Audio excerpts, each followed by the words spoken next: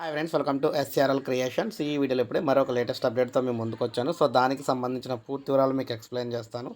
ఇక టాపిక్లోకి వెళ్ళిపోదాం మనం. సో ఇప్పుడే మనం చూసుకున్నట్లయితే మరొక ఘోర రోడ్డు ప్రమాదం అయితే సంభవించింది.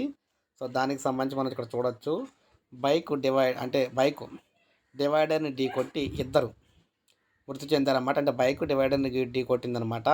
ఈ ఘటన మనం చూసుకున్నట్లయితే యాదాద్రి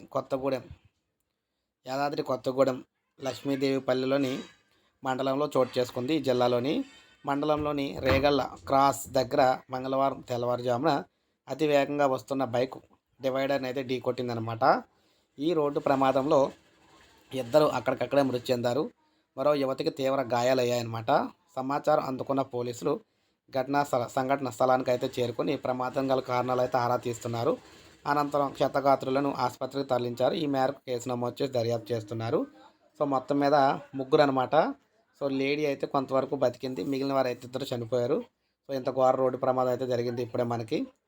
ఒక లైక్ చేయండి, సబ్స్క్రైబ్ చేసుకోకపోతే మన ఛానల్ సబ్స్క్రైబ్ చేసుకోండి.